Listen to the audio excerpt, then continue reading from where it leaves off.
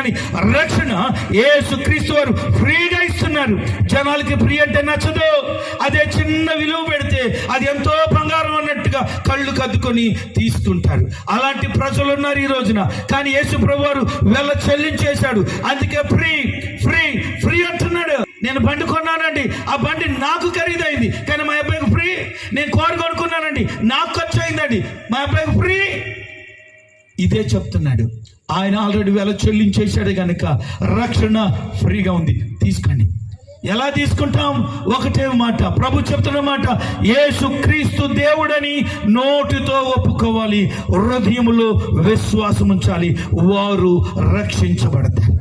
ఈ రాత్రి ఈ మాటలు వింటున్న ప్రియులారా, మీ జీవితం రక్షణ లేకపోతే నిత్య నరకాగ్నిలోనికి వెళ్ళిపోతుంది.